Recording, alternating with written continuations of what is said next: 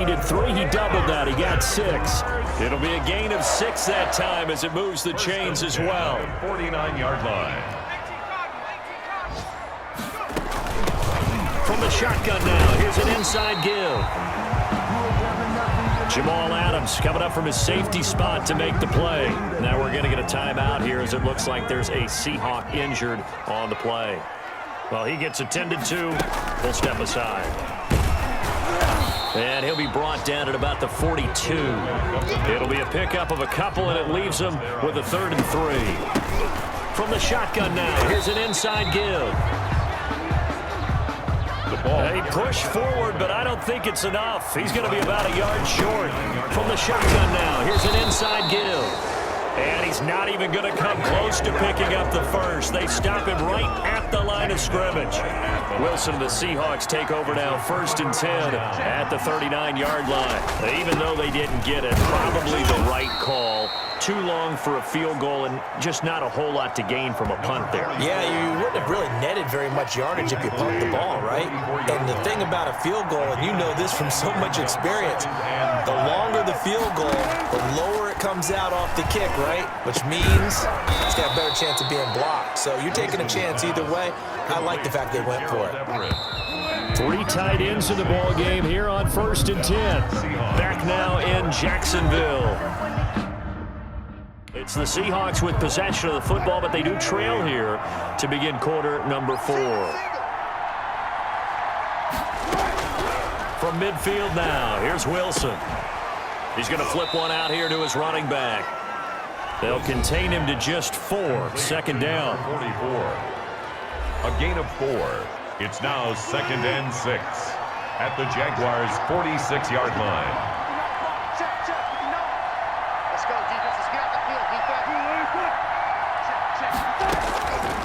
From the gun, it's Wilson. And a quick throw here, and it's complete. And he goes down, but not before getting this inside the 25. Wilson's pass. Good work after the catch. Going to net him 23 and a first. It's a gain of 23 yards. And the Seahawks first down. Wilson will throw again. And that's going to be incomplete. Too tough to hold on to that one. It's 2nd down. I think that was good strategy there, trying to go right back to him after the last completion. But this time, the defense was all over him, and they got there to break that one up. Well, once again, they'll go from the 23-yard line on 2nd and 10.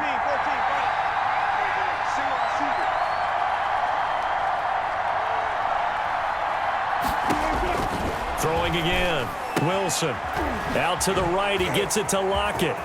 And he will score. Touchdown, Seattle. Wilson's pass. Complete. Tyler Lockett, his 2nd touchdown on the season. And the Seahawks just an extra point away from tying this thing up.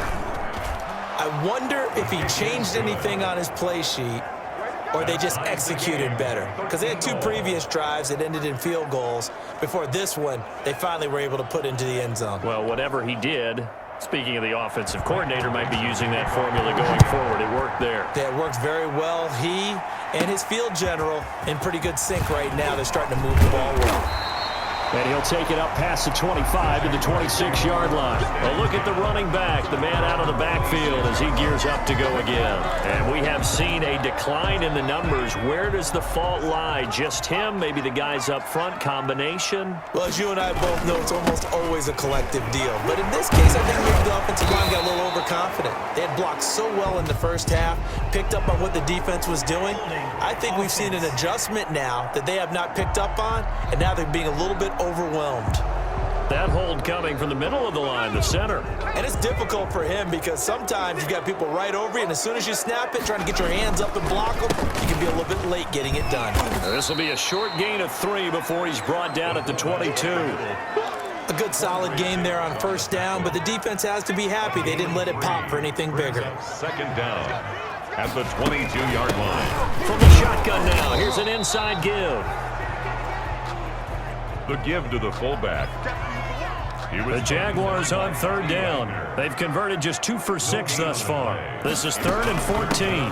From the shotgun now, here's an inside give. And he's going to be stopped here a few yards short of the first as the tackle is made at the 33. They'll get 11, but it'll still lead to a 4th down. Watching that run takes me back to something a famous old coach once said. Any player he wants on his team, he wants him to be agile, mobile, and most definitely hostile. And able to get this one across the 45 before he's brought down. 4th down, no problem. Just a ho-hum pickup of 14 to keep the offense on the field. From the shotgun now, here's an inside give.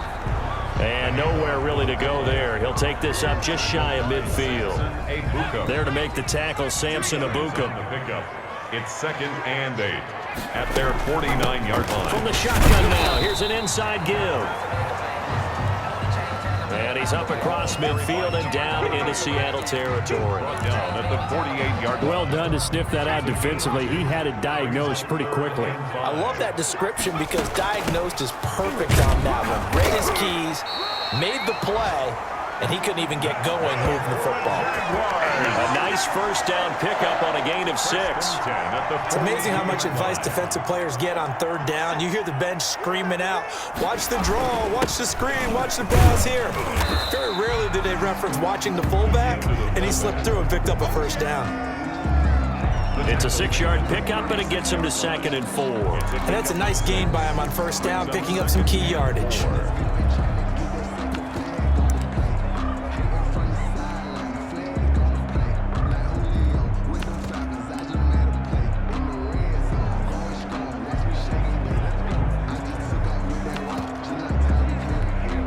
The Jaguars going to go ahead and use their first timeout. That'll leave them with 2 remaining. We'll be back after this.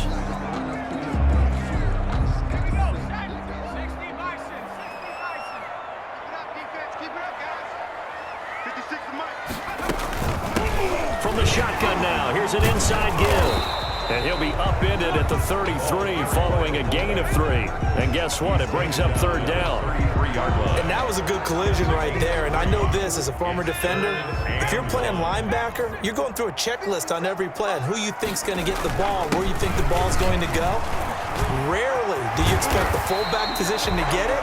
And on that play he did. So you got to steel yourself at that point because the contact is going to be strong. 16 yards that time on the pickup for the Jags and a 1st down. 1st and 10 at the 17-yard line. So it's Jaguar football here as we welcome you back. They've got it 1st and 10 as they search for a go-ahead score. And he's brought down just outside of the 10 at the 11. It's a 6-yard gain on the ground, and that'll make it 2nd and 4. A 6-yard pickup brings up 2nd and 4. And tackled down after a gain of 3. Leaves him with 1 yard to go on 3rd down. They'll get to the line here, but remember, it's also 3rd down. And he won't have the touchdown, but he will have the 1st down as he's tackled at the 2.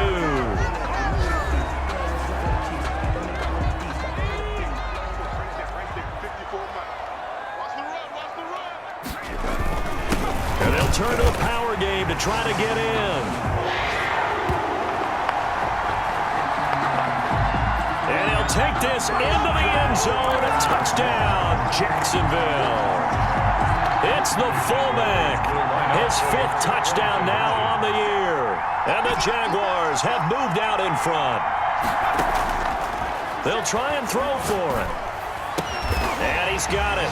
So the 2-point conversion is good, and they add on to their 4th quarter lead. So they go with the pass, and it works there on the 2-point try. Charles, just in general, what are your thoughts passing versus running on 2-point conversion? Situational? It is situational, and you have to know your team. What is your strength? Because so many people think you have to throw the ball in a 2-point conversion, but the stats will tell you that running it is about as proficient. So know your team and go to your strength. Take over 1st and 10 at their own 28-yard line.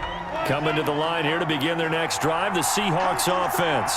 They're down here in a 1-score game. At the time, it's a factor, but it's not a huge factor right now, is it? It's really not, because this amount of time gives them a chance to run their offense, to go through play sequences.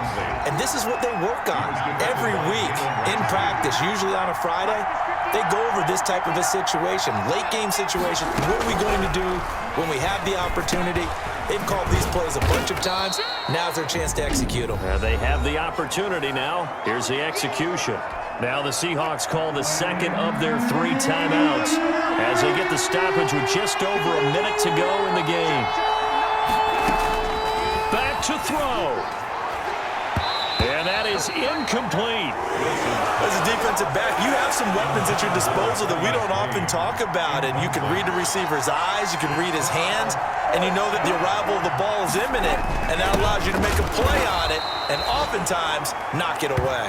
And he's not even going to come close to picking up the first. They stop him right at the line of scrimmage. Well, you feel the excitement build on those 4th down plays. Defense has to stay out there, but for the offense, when that thing doesn't work out, such disappointment. It can absolutely be a deflator, but how about the defensive guys? If they stop you on 4th down, they are absolutely elevated going to their bench. Oh, no, he lost the football. Now the Seahawks forced to use their 3rd and final timeout as they get the stoppage with a little over 50 seconds left to go in the game. The fumble on 1st down. Now here's 2nd down. That one looks like he'll throw here. And that play goes nowhere. Taken down, losing yardage at the 50, right at midfield. That'll set them back with a loss of 3 on the play. And they're going to face an uphill battle here on 3rd and long. Alton Robinson drops him for a loss of 10, and it's going to be 4th and long. Brings up 4th down. So this will be a win for Jacksonville. And you look back over the score sheet, interesting. A very clean game, no turnovers by either side. An absolute rarity when we watch games now because defenses have put such an emphasis on taking the ball away. Well, what we saw here was offenses spending their time saying, look, you know they're coming for it. Ball security is paramount. So they worked on that, not just a week of practice, but I'm sure all during training camp. Make sure when you have it, tuck it away because danger lurks everywhere you turn. So for the Jags, the win is their 8th on the year, and they will hit the road next week to take on the New York Jets. Meanwhile, for the Seahawks, they are barely afloat as they fall to 4-5, and they'll try to get back on track next week as they head to Dallas to take on the Cowboys. And for Charles Davis and our entire crew here at EA Sports, I'm Brandon Gaudin saying so long, everybody.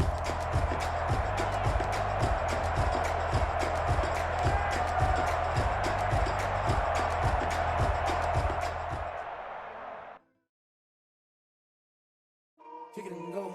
Kick it and go. We'll step on, spin, move, in zone, go. Stop the sideline, a touchdown, I put on a show. Kick it and go. I had to kick off, kick off. I had to kick off. We'll step on, spin, move, in zone, go. Stop the sideline, a touchdown, I put on a show. Kick it and go. I had to kick off. I had to kick off. Running it back, never a cap, out of the draft. Watching me ball, as soon as I snap, hit of the pack, walk for the sack, shaking them out, breaking them out, talking my talk, walking my walk like I do. Sit on the throne, get in the zone, turn it on, must be the shoes, must be the team, must be the camp, must be the crew. You need to win, who need to win, that's all we do. I've been a king and I've been about mine, never could doubt mine. Now let's take a minute to see how you can improve your team.